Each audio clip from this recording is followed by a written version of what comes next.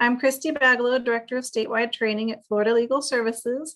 I'm so glad you've decided to join us for this session today about serving veterans, military and veterans cultural competency. And because this conference is virtual this year, we are so fortunate to have Tyler Solorio from Swords to Plowshares all the way out in San Francisco joining us today. Tyler is a policy analyst with Swords to Plowshares. They provide outreach and technical assistance to community-based veteran service agencies, present combat to community cultural curriculum, and conduct research on an array of veterans issues. They graduated with a bachelor's degree in public policy studies from DePaul University. Tyler spent 6 years in the U.S. Army National Guard and is an Operation Enduring Freedom veteran who deployed to Afghanistan in 2011. So thank you so much for joining us today, Tyler. I will hand it over to you.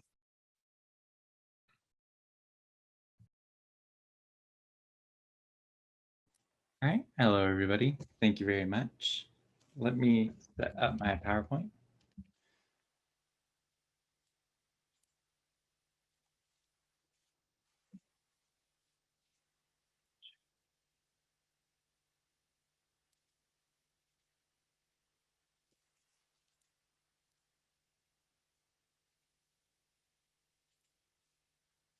All right, I'm going to be using a longer PowerPoint that I have.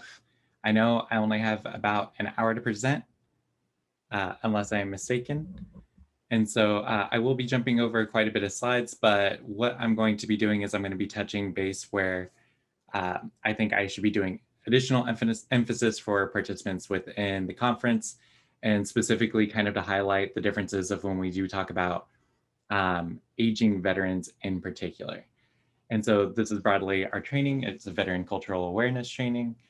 I'm with Swords to Plowshares. We are a veterans rights organization, and we do offer wraparound services. And so we do everything possible that we can when we talk about service for veterans, and we serve various generations of different veterans. So this is kind of like broad key points that I'm hoping to touch base with y'all today when we go over certain things. Again, I am going to be using a longer presentation, but in order to condense it for one specific hour, I will be jumping over slides. Maybe I'll be trying to jump on different points per slide. But I really just want to pull out what I highlight I think is most essential for y'all. This is the org I work for. This is broadly the specific services that we provide. The bulk of what we do is housing. That's permanent supportive, transitional, and SSVF. We also do health and social services, employment and job training, legal services, and then small M on the policy team. This is a broad overview of the United States Armed Forces. What I just like to highlight here is we really need to stress that the Coast Guard also falls under this. A lot of times they're omitted maybe from various paperwork or research, but in a lot of ways, the Coast Guard not only officially falls under the military, especially when we talk about during wartime, but the experiences are very much the same, and services are also very much the same. And then National Guard, what I want to highlight here for y'all is that there are a lot of people who are in the military who are not in active military. They are in National Guard or reserve components. They deploy incredibly frequently, a lot more frequent than a lot of people think. And they don't have the same support networks, and they don't have the same kind of understanding or background that active military does. And so I just highlight it because a lot of times we are dismissive of National Guard and reserve components. And I think in a lot of ways that's harmful to thousands of service members who were in the National Guard or who were in reserve components. Like when we discuss the fact that, when we think about World War II, 30% of deployed soldiers during World War II were National Guard members. And I think that's roughly the same percentage when we talk about Vietnam.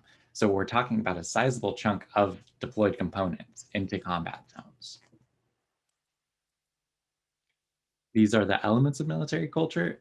This also changes drastically. Well, not drastically, but it does change depending on generation and does vary a lot.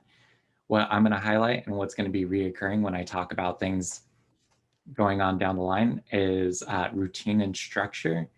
routine and structure in the military is not like what you would experience anywhere else. I was in for about 6 years. And so when I think about my specific experiences, I know that when the times of which I was activated, your day-to-day life, you have a firm understanding of it, a firm grasp. You're not necessarily worried about getting fired anytime soon or anything like that. Um, and just the level of routine and structure that you experience in the military is nothing that's comparable to the civilian world. And so when you do transition out from that, you lose that stability. And depending on whatever traumas you may have or issues you may have in the military, can be intensified the moment that you come out into the civilian world. And then the other part that I'm going to highlight, and it's something that's going to be reoccurring, is talking about aggression. And so when we do talk about aggression, I mean it in the most neutral sense possible. I know aggression, we're thinking of something more of a negative connotation or a heavier connotation. But we have this increased baseline for aggression because we need to be faster, we need to be harder, louder, and meaner. The quietest person in our unit has to be able to be capable of yelling and ordering people around at the top of their lungs during a life or death situation. And so how we interact with each other can be really aggressive and really, really intense. But for us, that's normalized and we don't perceive it as such. And so if, especially the longer you've been in the military, let's say you're in for 10 years, let's say you're in for a full 20 and you retire out or something, the more normal that is to you, the more likely you're to do that in normal everyday social interactions. And when you act this way to civilians and people who don't know the military experience, you can come off as a massive jerk, right? Or if you're in a crisis situation for freaking out, you can be perceived as more of a threat than you may think you are yourself. And so that's something that's going to also be reoccurring in the course of this presentation. This is the life cycle of military enlistment. And so this is also especially important when we talk about older veterans in particular, right? When we talk about from the moment that you enlist, you decide you sign up, you want to join the military, going into basic training and then going to advanced training, all the way to attaching to your unit. We're talking anywhere from 4 months to 2 years of training and preparation before you were even remotely assigned to your unit. And so that's a long time. It's an intense level of schooling. If I could impart, imagine if we were treating college or something as a full-time job in the sense of you're doing this, 40 hours a week, but it's the military. You're doing this, especially basic training. That's your life for all those weeks. Every single hour belongs to the military. But you're going through this intense training, right? And it's not just training, you're not just learning a skill set, you're going through conditioning. And how else are you going to take a 17-year-old, an 18-year-old, a 19-year-old, a 20-year-old, 21-year-old, right? And you're going to deconstruct that person as you know them at that time and reconstruct them in a way that you can hopefully trust them in a situation that is life or death situation, regardless of what their actual job is in the military. We're talking an intense level of social conditioning that you don't really see elsewhere. And, because again, we are deconstructing everything that is not acceptable by military standards and then reconstructing it. Now, let's say the service member decides that, I'm just going to do my few years and then I'm going to exit, I'm going to leave. I just want to be kind of done with it. When we talk about leaving service, for the vast majority of veterans, especially particularly older veterans, all they got was basically like, oh, hey, you're ETSing, right? Your estimated time of service, or EAOS, estimated active obligation service. When you are coming out, you are not being given that same thing at all. You are being given your paperwork and then you're being, have a nice day. Whatever preparations you hopefully had beforehand, maybe you had a savings beforehand, maybe your family's going to house you for a bit or something. Hopefully that was prepared before that date because you just get your paperwork and that's it. More recently separated veterans, they do have kind of a transition out or a TAPS program, transitional assistance program. That can be anywhere from a few days to 2 weeks, where they kind of help you, hey, you're going back into the civilian world. Here's some resources. This is what you need to know. But it's still very bare minimum, and it's nothing that's remotely comparable to the actual training that brings you into the military. And so, especially for a lot of older veterans, the biggest advice they got about the civilian world were people who hadn't been in the civilian world for years, and it was from older veterans. It was outdated information. And so that's just a stress, like the importance of when you are exiting the military, what does that look for you? How does that impact your life? And what are things to keep in mind when they're coming out? Because they're losing all of that routine and structure. They are only as prepared as they manage to prep themselves to be for that civilian world, but they're not even necessarily socially conditioned to go back into the civilian world. I have some videos, but I'm going to be jumping actually over the videos just so that way I can make sure that I'm really emphasizing in on PowerPoint slides.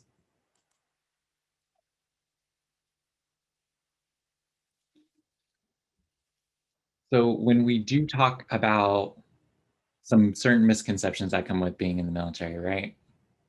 A big one is that everybody actually even identifies as a veteran. You know, for most of us, all of us here, or like in the broader civilian world, you are seeing a particular civilian. I mean, you are seeing a particular person who's been in the military. You're just thinking the name for that person is a veteran. And it makes sense, right? Like we have Veterans Affairs. We have all of this different stuff that's specifically to veterans. At Swords, for our purposes, if you've been a day in the military, you're a veteran and we take care of you. But for a lot of service members, veteran kind of has a lot of different connotations and it can be very weird for people. I remember I came back from Afghanistan in 2000, like it was the end of 2011, beginning of 2012. And, I was about 23 years old. And I was kind of stuck with this thing. I was like, so does this mean I'm a veteran? Like, am I a veteran now? Like, the title seemed weird. I didn't know officially at what point I was considered a veteran. And it also felt really weird because I was 23 years old and everybody I knew who I would identify as a veteran was way older than me, way older than me. But a lot of people, even if they've served in the military, don't necessarily identify as veterans. And so this can be a lot of different cases like, hey, this person's been in the military for 4 years. They never went overseas, never really had anything intense going on, just in their military career, had a relatively uneventful military career. They may feel weird calling themselves veterans. They're like, yeah, I served in the military, but I feel weird calling myself a veteran. And that's totally understandable. I would also feel the same way. And so in turn, asking people, have you served in the military? Or are you prior service? You're more likely to get an honest answer than just necessarily asking them like, hey, are you a veteran? And especially if it's just a quick response. And then when we do talk about stereotypes about the veteran population, all veterans are in crisis. That's absolutely not true. A bunch of veterans are not in crisis.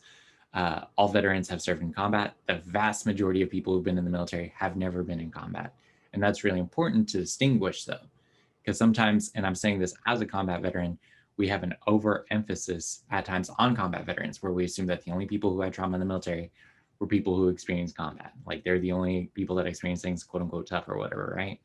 I think that's a terrible mindset. I think that's incredibly harmful for a lot of different people in the military. I also think people experience combat, but may not be officially recognized as having experienced combat. And I think the military, by the nature of the military's existence, is an inherently traumatic institution that a person can experience combat, come out relatively fine. And a person cannot experience combat, can experience something else that's really traumatic. And that's a bulk of the military. And so, again, not all veterans have served in combat. And then, especially important for folks as service providers and taking care of veterans is that not all veterans have access to VA healthcare. And that is a really important point because there's a lot of times where, hey, like, have you considered going to the VA? Like, or just assuming that person has access to the VA. That is not true for thousands and thousands of veterans who desperately need it. Now, kind of jumping over and going over a little bit about identifying a veteran, we have a stereotype of who a veteran is. Oftentimes, that veteran looks like a Jack Ryan character. They are specifically a cis white man, and that it can be really harmful. And especially like talking about women veterans, I don't know how many times, and especially I hear this, especially from older women veterans, is when they go in to seek services and they are talking about getting access to services, they are immediately treated as the spouse of a veteran and not the veteran themselves. If you are going to seek services from an organization or a group and you walk in and the first thing they do is treat you as a spouse of a veteran and not the veteran yourself, one, that's going to immediately have you question if what's the point of getting services if they don't even think I'm a veteran in the first place? Like, how good are the services actually going to be? But then like this constant erasure, right? And it can be really terrible, and it has consistently negative impacts. And I hear this from women veterans across the board. So the best thing you can do is throw out whatever you think a veteran might be, and or a stereotype of a veteran you might have, and just understand anybody can walk through your door and be a veteran, no matter how they act, their politics, whatever they look like. Anybody's capable of being a veteran. And although there are telltale signs and we can go over it, there's still a huge chance that you just might completely miss out on if a person served in the military. And so like it is important to keep in mind, right? Here's just a few examples of some celebrity veterans. These aren't people who are necessarily wearing that they are a veteran on their wrists, but they are all veterans. They've all had a shared military experience, and that's all shaped who they are as individuals, but that isn't something that's necessarily outright or something that's worn out in front on their face. Now, if a person hasn't disclosed that they're in the military to you, but you're kind of wondering if maybe they were, perhaps because you broadly serve a bunch of different clients that are not just veteran specific, but you do have things that might be specialized for veterans if they are a veteran, even if they haven't disclosed. Things such as tattoos. I think tattoos are one of the biggest giveaways for that. I know personally, most people don't assume I'm a veteran until they see my forearms. And then I immediately get the question, oh, have you served in the military? And then that's a conversation I end up having, right? But ink, tattoos, that tends to be a big one. This one actually does very much work for when we talk about older veterans. I don't see younger veterans wearing apparel as much, but I do see older veterans tending to rock specific apparel. One that tends to kind of blend in a bit more, it might be something that like, you could be interpreted as a civilian or not, but oftentimes in my personal experience as been a veteran, is if somebody's wearing something that's Wounded Warrior Project related. This one could be an easy miss, but anytime I see somebody wearing that apparel, I assume that they're a veteran. Same thing with badges. I also tend to see this with older veterans is just in general, they might be wearing something that could be a giveaway of their time in service. Another one is acronyms. They use acronyms for everything. If they talk about what past job experience they might have had, they might use the term MOS, military occupational specialty. Military related jargon, I frequently use the term 8-up. 8-up is not slang that necessarily exists in California lexicon, but it is something that I've definitely picked up while I was in the military. Phonetic alphabet, if you're asking them to spell out things and there's a regimented way that they're spelling it out, phonetic alphabet tends to be a giveaway. Cursing and swearing is also a really, really, really big one. And we use it as a filler to replace a. Usually if I'm giving this presentation in person, I'm actually cursing a lot more to try and emphasize that. But since we're doing this remotely, I don't know what your home environments are. I'm doing my best to prevent myself from swearing because I don't know if you have kids in the background or anything like that. Right, and there's a video that's going to be coming up here, but I'm going to be skipping over that. And then I'm going to be skipping over this as well, since that's a bit more recently separated veterans. Military operations other than war. This is also a big one in the sense of the vast majority of the military's experiences are not war related. They are for other operations that are such as natural disasters. These things are still very traumatic kind of in their own way and very heavy in their own way, or peacekeeping operations as well. So things such as people who have deployed to Bosnia, for example, it would not necessarily fall under war, but it's definitely, there's absolute stuff going on, but it would fall under military operation other than war.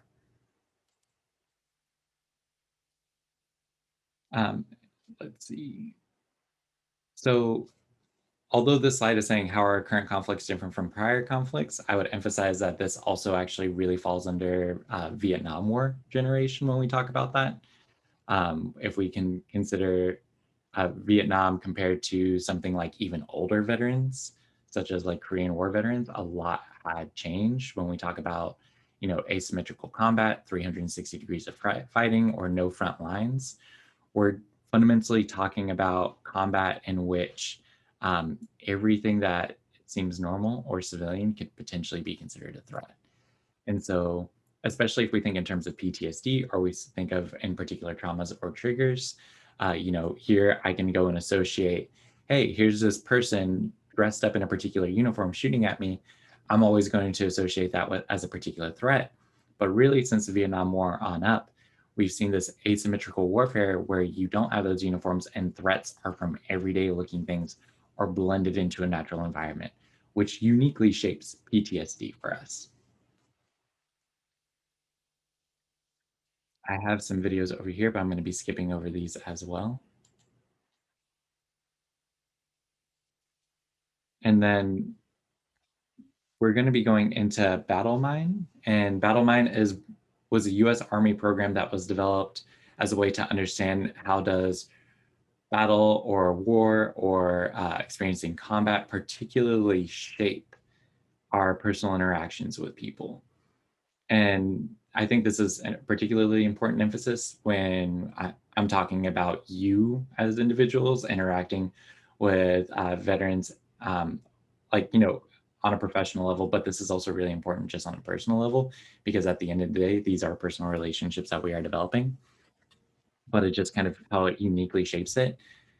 And what I would also stress here is that you don't have to experience combat for the military to have shaped you in these particular ways. It is a preparation for it. It is kind of the mindset, and it's an overall culture that can shape people to interact in such a way, even if they don't necessarily engage in combat, but just kind of experiencing this is what happens when you are in the military and you've been in the military for a particular amount of time. So buddies versus withdrawal. When we talk about unique traumas that experience are in the military, we're talking about very, very unique stuff that you're not really going to experience in the civilian world. And this creates a form of trauma bonding that you feel like other people can't necessarily relate to you or connect with you the same way that people that you served with. This can make reestablishing bonds when you come back to the civilian world a struggle, especially familial and friend bonds. And like I've had service members being like, you can't trust civilians the same way that you can trust people that you've served with. And so it can just negatively impact the ability of those relationships to be formed. Accountability versus control. The military has this huge obsession with making sure that you are accountable for every piece of equipment that you have laid out. And I think the big issue here is that it's completely understandable that we have to do that, but you do it in such an obsessive way and that you get really protective of particular items and equipment. That's not something that necessarily leaves you when you come back to the civilian world. And so let's say you are running late to work, or you're running late to an appointment. You've set your car keys in a place where you've always set them. You go to go grab them. Your car keys aren't where you've always set them. That can be a particular trigger to set you off. And the way that you overreact is in a way that is going to be uncomfortable for civilians. Like, we all get upset over lost car keys, but there's definitely unique ways in which a veteran having an outburst regarding towards it might come off as more intense. Again, fall back to that baseline of aggression. Targeted versus inappropriate aggression. In military and combat situations, we're talking about having this very specific targeted aggression that's necessary in order to survive or order people to do things and make decisions where if somebody's telling me to do something, I'm not necessarily questioning it and I'm trying to move with a sense of purpose. On the flip side, in the civilian world, this also means kind of being, how I frequently hear it characterized from civilians is being overly assertive or kind of being overly just forward or inappropriately aggressive in certain forms of communication or kind of like a heavy-handedness. And so same thing, like, you might be joking with somebody and you think it's casual and then all of a sudden it gets really heavy, or like next level, like kind of insulting, like, whoa, where did that come from? And so this is just something that I have constantly heard about when I'm talking to civilians and their interactions. I hear this even in things like when we talk about job interviews or an overassertiveness. that seems kind of off-putting. Tactical awareness versus hypervigilance. When you are in a combat environment, obviously you're trying to keep aware of everything at all times, and you don't necessarily obviously perceive this as an issue because it's a survival mechanism. The big problem with that is that this doesn't turn off when you come back into the civilian world. It becomes exhausting and stress-inducing and anxiety-inducing when you're back in the civilian world. Emotional control versus anger and attachment. When we talk about, there's a lot of trauma, there's a lot of unique emotional turmoil that you experience in the military. The issue at hand with this emotional turmoil that we experience in the military is oftentimes it's in particular situations that we were also doing certain tasks, right? If somebody dies on you while you are overseas, right? Let's say you're deployed, somebody is killed, you don't have the process of, oh my God, I just lost this friend, and you immediately toss into a mourning process of what to do. You are tossed into a position of action. What do I have to do next, or being ordered? And in turn, you have to emotionally shut yourself off in order to be able to do the tasks that are necessary to be done. That's something that sticks with you for the rest of your life.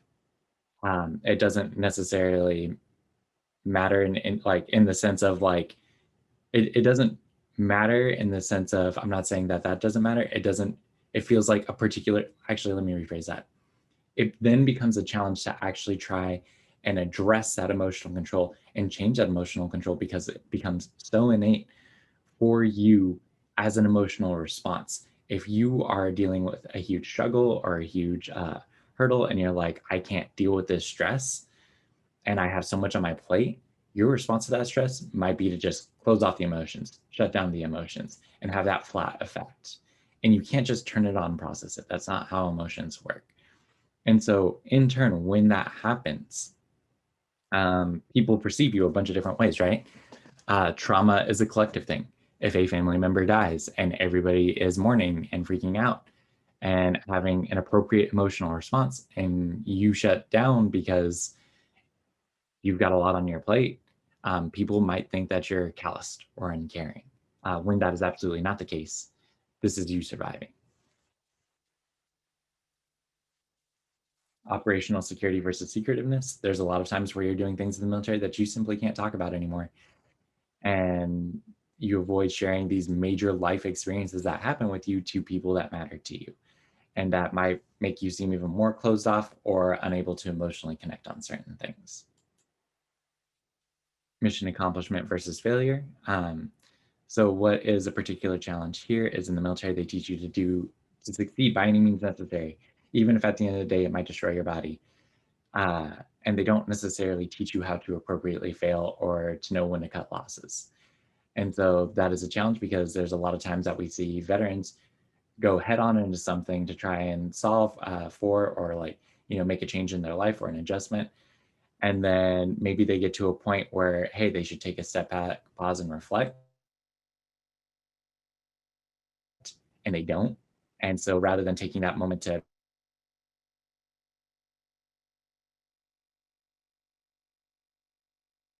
maybe tapping out at a point that they should have tapped out, they may end up stumbling further into a particular intentionally meant to.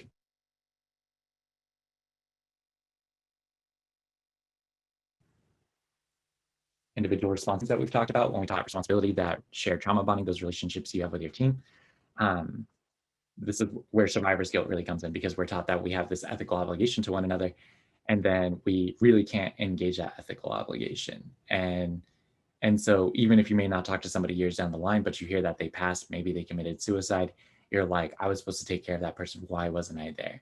And that becomes, and survivor's guilt permeates in a lot of different ways for a lot of different reasons. Lethally armed versus unarmed. Fact of the matter is that weapons are a security blanket for a lot of service members, because when you are in a position that is life-threatening, that's your go-to. That's what makes you feel safe, and that's what makes you feel comfortable.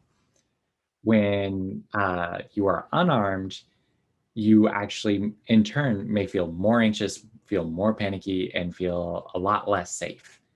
And that putting this understanding in a lot of different contexts, can have a lot of different outcomes. If you are in a crisis situation and you are lethally armed and police get called, that can have a bad outcome. On the flip side, if you are trying to go out and be unarmed, you may be in turn having more anxiety. And so this is just a dynamic that can exist for some veterans. Non-defensive versus defensive driving. This is a big one in the sense of, in the military, you are driving in a particular way to protect the people that are inside of your vehicle and that you are driving with you. And it is not a way that is remotely appropriate for civilian driving. And so I feel like this is one that the police have actually caught on really well too, in the sense of they've had to pull so many veterans over for a particular type of driving that they know it tends to be associated with trauma in the military. And so, and in turn, they're a little bit more lenient when we talk about that. But defensive driving is important, and when you're back in the civilian world, it's hard to shake, and it can lead to really aggressive driving that leads to speeding tickets, accidents, and fatalities. I have a set of videos over on the next slide, but I will be skipping over them as well. And then just to give an idea of what this looks like, here's a normal parking lot, but then that switches over into, these are things that could be interpreted: roadblock, potentially an improvised explosive device or IED, or concealed enemy position, just a few different ways. Now we're going to kind of go over military related stress and injuries, just so I can give y'all a few ideas of like everything here's on a spectrum. It is not something that is uniformed or that people have for a bunch of different stuff. It you can piecemeal a bunch of this different stuff. Some of this may not apply at all. Some of this may apply incredibly well when we talk about it. Recognizing PTSD. This is a huge one in the sense of, we all know what PTSD is now. It has gone mainstream enough and broad enough to where we have an understanding of like a stereotypical understanding of it, which that stereotype in itself can be really harmful. But it is now a popular topic and is something that we do have a lot of resources for. What I talk about here is re-experiencing, or known as flashbacks. We often associate flashbacks with older veterans, and the stereotype of flashbacks is them completely reliving an experience, acting it out, and participating in it. That's a really extreme version of a flashback. More oftentimes than not, it's just a person really reliving a strong memory that may put them on edge. And there might be particular triggers for that, such as like smells or temperature, that could be very related to that re-experiencing. Moral injury. This could also be a very big one. And we're talking about, doing stuff in the military that is a contradiction to your moral beliefs. And we've seen this happen because there's not a lot of moral or political consensus to US foreign policy and certain things that we participated in. And so especially depending like the conflict that comes with the Vietnam War, that was a hugely unpopular war, and a lot of moral injury resulted as a result of the Vietnam War, which some of the stuff that can have symptoms that are similar to PTSD or may overlap with PTSD. And this is also not something that you can necessarily claim as like a VA claim, even though it might have relations to PTSD. Substance use disorders. What is important here is that a lot of veterans do, particularly unhoused veterans, and that is oftentimes related to trauma, right? I'm going to jump over this slide, but just know that alcohol actually tends to be the most pervasive one when we do talk about it. But there's a significant number when we do talk about meth and substance use disorders. Traumatic brain injury. I think the most important part about talking about this particular slide is traumatic brain injury has been a staple for a lot of different wars, because a lot of things happen in war that result in TBIs. But TBIs are something that we've only really been able to recently do a ton of research on and that we can diagnose with. And so TBI is a lot more of a diagnosis for recently separated veterans, but there are a lot of older and aging veterans who more than likely do have TBIs that are undiagnosed. And this can impact how they interact, how they socialize, how they engage with people. And so I try and highlight this here, and especially that bottom point right there. Symptoms of TBI may mimic alcohol use, because that's how you treat a person with a TBI is fundamentally different than how you treat a person who's inebriated. And so if you are interacting with a person that you think might be inebriated and may treat them in a particular way as such, pause for a moment reflect that, hey, this actually might be like a physical injury that you may not be able to see, because TBIs are oftentimes invisible injuries that may cause them to be slurring words or just acting in a particular way, and give leniency when we're talking about that. I've had cases where I've had people talk to me about this after the fact, where they're like, yeah, I was talking to a person, I thought they were just kind of drunk ranting at me, and I wasn't sure necessarily what I should do. And then I paused and I was like, hey, this person might have a TBI. And then that person later disclosed to them that they did have a TBI. And patience was probably the most important factor here when we do talk about that. All right. And then let's see, this is an important slide. But this and a few slides I'm going to be just typing lightly on. PTSD, unfortunately, and TBI are often linked with being involved in the criminal justice system, potentially getting in trouble with law enforcement, or potentially being involved in violence. We know, unfortunately, that PTSD doesn't have an overlap with domestic violence, and that is something to keep in mind. Military sexual trauma. When we talk about this, what's important here is this is not a diagnosis, but is talking about how the military, by the nature of the military, compounds sexual trauma and makes it worse, drastically worse, by nature of how archaic and how terrible the military can be at times when we're talking about dealing with internal problems, and how frequently chain of command can drop the ball and negatively impact service members. When we do talk about the actual numbers for that, percentage-wise, women are a small percentage of the military. They experience a vast majority of when we talk about sexual harassment and when we talk about sexual assault. The percentages are vast. For men, the percentages are low. There's still a really incredibly high number when we do talk about absolute numbers for men also being sexually harassed and sexually assaulted.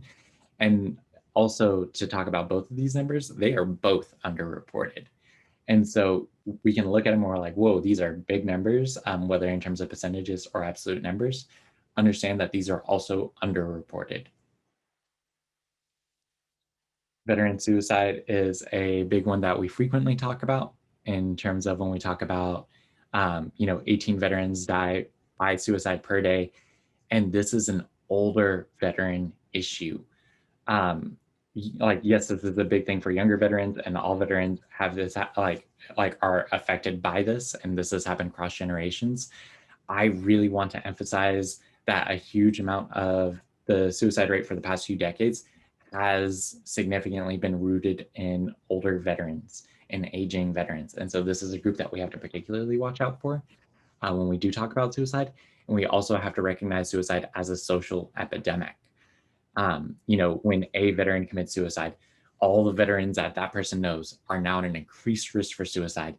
And even though we talk specifically about veterans, this is also an important point to talk about military families and friends. They are also at an increased risk for suicide. But those records are not kept or associated with veteran suicides. So we don't know the total number for it, but we know this tally exists. And so when we're talking about responses to veteran suicide, we have to center also community responses of making sure that people that they knew and that they were close to are taken care of, and that they do not commit suicide as well. And so that's what I think is important to highlight when we do talk about veteran suicide, and especially if we're talking about older aging veterans, and especially in their communities, maybe checking in on different groups that they were associated with or friends that they had. Unhoused veterans, when we talk about unhoused veterans, Florida is a state with a massive number of unhoused veterans, higher than that of even Texas, and I think just second to California. And it's kind of one of those things where it's like, this is a really unfortunate issue. It's also important to recognize this has been one of the areas of biggest decline in most veteran issues that we talk about. And so we're talking about 50% decline since 2010. And so here I'm also going to talk a little bit about de-escalation and different things. I'm not talking about you necessarily experiencing an intense crisis situation with the veteran, but even just in kind of conversation, or let's say you're interacting with a veteran and they are having panic or they are interacting in a way that is really intense, what do we mean by de-escalating? We're talking about reducing an intensity of emotions. So how do we do that?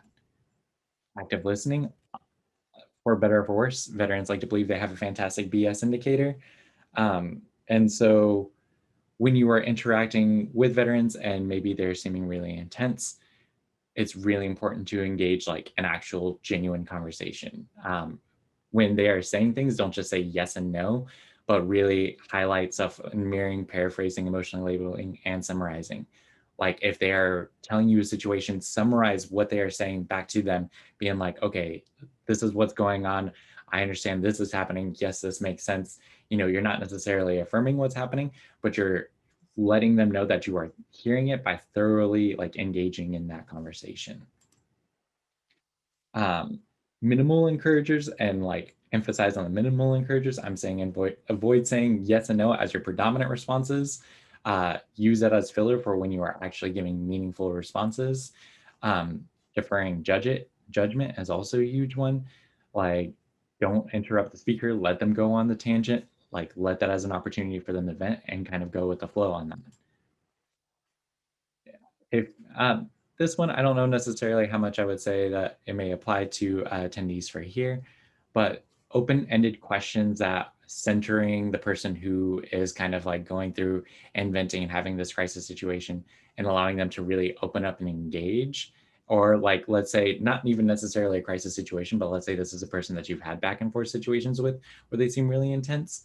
Maybe also use this as an opportunity to talk about it before something happens again further down the line. Now, let's say you have a veteran that may be non-compliant when they're being like incredibly agitated and they're really preoccupied with whatever's happening.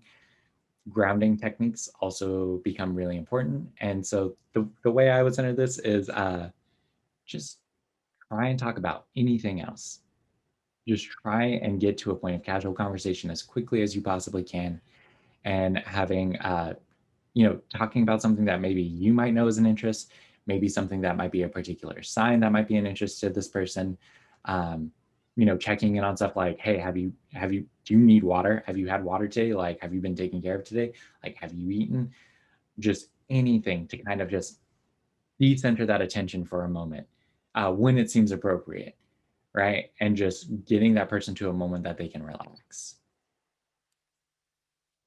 Empathy is a big part of this. You may not know necessarily everything that they're going through, and you don't have to, but just understanding that whatever they're talking about sucked is pretty good. And rapport is a big one. I'm going to actually be going over this in the next slide. When we talk about rapport building, in which all of this is generally rapport building, is being able to build up a relationship with veterans. Veterans, we really rely on word of mouth. We rely on peer connections and peer support for a lot of different things. And when we do talk about engaging that kind of, when we talk about engaging like peer support networks, is if you have a good relationship with one veteran and that veteran is going to recommend other veterans to you, even though those new veterans are strangers to you, you're already in a better position than you could possibly be because of rapport. If they're like, hey, go see this person's going to take care of you, that veteran's going to go in with that mindset. Hey, I was recommended by this person because you took care of them, and they think you did such a good job, they let me know. And that's going to put you already in a good position for any interaction you have with that veteran. And I really can't understate the importance of rapport in probably anything that we've done research-wise, whether it's us talking about student veterans, but also particularly older veterans. If they're not using VA services and they end up at whatever org that you're working at, and they ended up there because another veteran recommended them to you, like them actively seeking you out is already a really good sign and already puts you in a pretty good position. And so it's important to maintain that. So like having conversations, like when you are talking about, and this person did open up that they were in the military, talking about, if they don't want to talk about their military experience, don't talk about their military experience. I want to put that right out there in the first part. Don't talk about their military experience. If they were in the military, or if you know certain things, like maybe they don't want to talk about their military experience, But additional resources, it's good to know resources outside of the resources that you provide. You know, maybe y'all don't provide all the resources necessarily on site, but if you know other things to tag them into, even if they're like, oh no, I've tried it and I don't like it, but the fact that you knew those resources on hand is a good sign, because they're like, okay, this person cared enough to know about that, even though I don't like it. Like, this person had this in the back of their head. And then also, you know, learning to basically navigate the veteran, I would also say, is really important. Like, a lot of people, and just to highlight this one because I think this is a big one, we say avoid judging statements and questions, and we put at the bottom saying thank you for your service, right?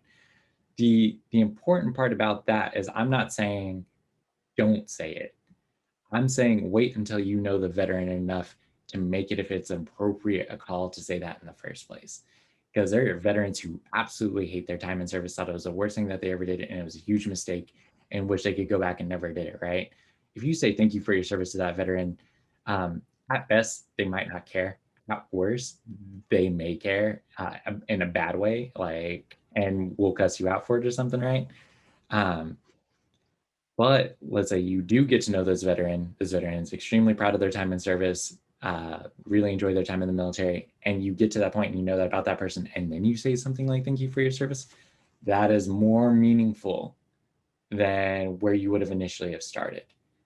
And so I think that's important. You know, it shouldn't just be a response thing. It should be a, hey, I know there's a veteran enough to make this call. And then it also sounds less hollow when that comes up. Now, in terms of actual resources, you know, here's some VA hotlines. Like, this is stuff that you can also Google. The next slide I have up is resources that are specific to our area, but I'm going to hop over because this is resources that tend to be specific to every county within the US in particular. And if not, there's also regional variants. And so, you know, most oftentimes when we're thinking of VA healthcare, we're thinking of like the big old medical centers and the hospitals.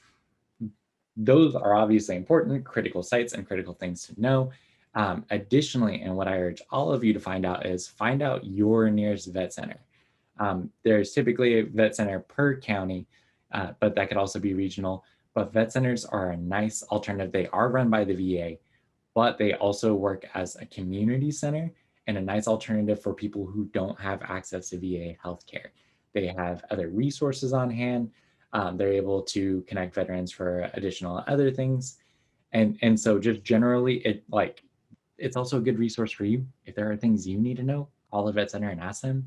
Like, they're meant to be community centers for veterans, and they're really, really important. Same thing, alternatively, also with just generally county veteran service organizations. These ones can be additionally helpful for additional resources you might need. And so the other ones, like outpatient clinics, like, yes, these things are important, but like, honestly, find out about your local vet center, get in touch with your local vet center, and just learn about resources, learn about how you can stay connected. I'm also going to be skipping over this next slide. So yes, I am happy to take questions, talk specific questions.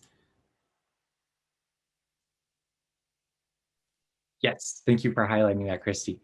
When we do talk about vet centers, and also, again, just like doubly like hampering down, like, and I didn't go over this necessarily over one of my slides, but it is important to talk about. When I said not all veterans have access to VA healthcare, that can be for a variety of reasons. And one of the big reasons for that can be discharge status. And when we do talk about discharge status, there's a lot of different things that go behind that. You should not have a moralistic connotation with it. A person can be discharged for a variety of reasons, and they themselves may already feel badly about it, which is also why they may not talk about their time in service. If they do not have an honorable discharge, that also omits them from receiving certain benefits. But if you send them to a vet center, they can still connect them to things regardless of their discharge status, and still connect them to other resources outside of it that can also be in lieu of certain things for VA sources, regardless of discharge status. For a great presentation, Tyler. People are being shy with the questions, so I'll give people a few minutes to ask questions. We may have time to play those videos after all. Yeah, which I'm absolutely happy to go back for those. It's fantastic just to have you give this great overview. It built on our last session about cultural competency and serving the general older adult population. So it was great to get the veterans' perspective, because all of us are serving veterans, whether we've noticed it or not, or whether we specifically state that or not. And here in Florida, unlike in California, if our veterans are not eligible for VA healthcare, most likely they do not have healthcare at all. So the discharge upgrades are really important. Even if you can't help a veteran with that, like Tyler said, send them to the vet centers. Those are a great resource. We also do have some other good community resources in Florida, but fewer than in California. All right, we do have a question. Can you talk about how to deal with a veteran who is becoming combative in a situation where you are providing them services? It's sometimes really difficult to deal with the veteran when they get to that point, and it can sour the relationship.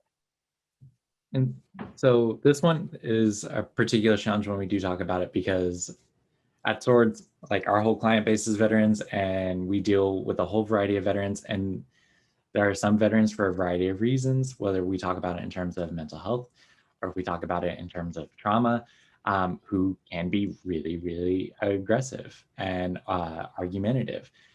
Like, we have had cases where, you know, and this is unfortunately a very last resort, but it does happen sometimes where it is necessary to call 911.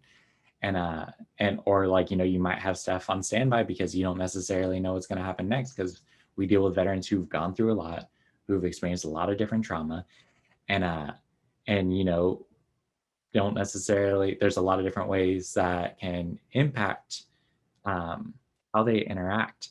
And so the best, like, and the struggle here too is that a lot of times that patience is what it comes down to, which is not a good answer. It is also not a comfortable answer. Like, we've had times where a veteran has not wanted services, has not wanted to be connected with us. Our outreach team has patiently worked with a person for a year just to even get them in through that front door. And so I think, you know, what might be important in this particular case is encouraging pauses. I think when they aren't combative, using that also as an opportunity to kind of talk about it beforehand, of like, hey, like, is there anything that we can do to try and, like, address these particular things, or, like, you know, get something, like, kind of like forward on it before it happens. Because by the time, especially once it gets combative, it's too late to talk about those issues. You can't talk about the problem once the combativeness happens. It's something that you have to talk about when there's downtime, when it's something that's beforehand, and that's not a conversation that that veteran also may not particularly want. And so it's really trying to be able to find a way to have that dialogue with that veteran, to know what is the best way to navigate them.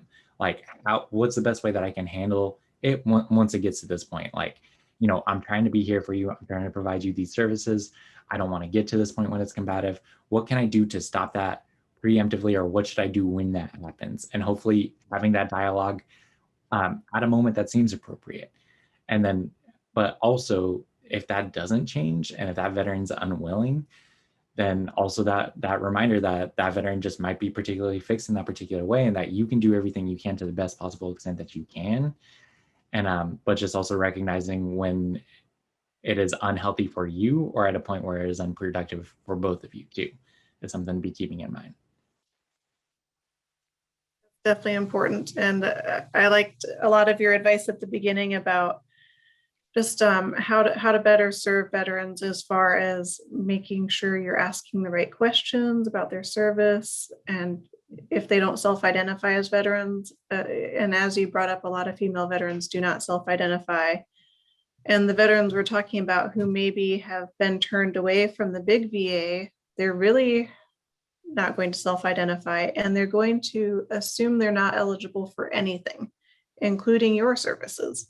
So make sure you emphasize that it doesn't matter what the VA says. You have your own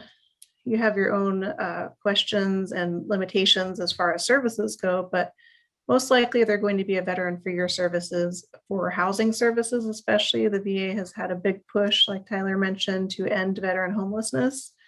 So even if they're not eligible for VA services, they may be eligible for community services. So that's an alternative to keep in mind.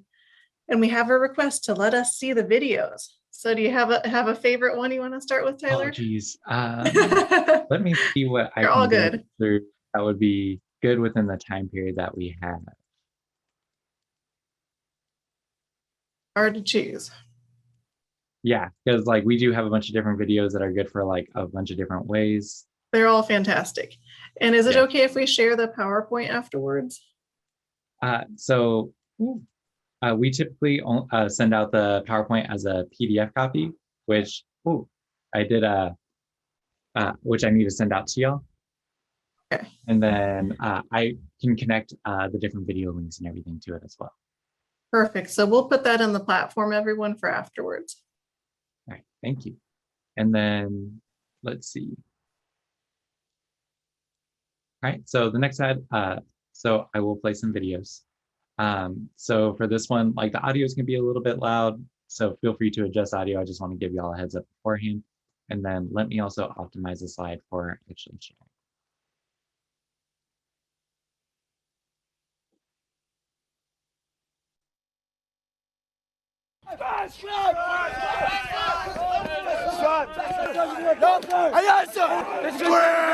Proper training today.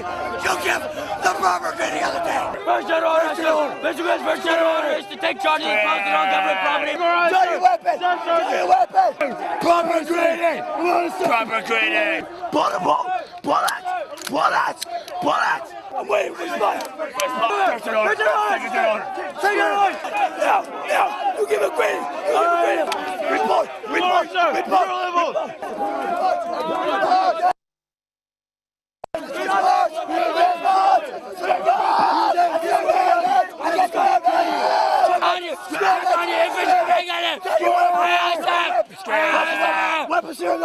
Weapon serial number. 105-27303. Scram it out. Aye, sir. Weapon. 105-27303, sir. Scram it out. Aye.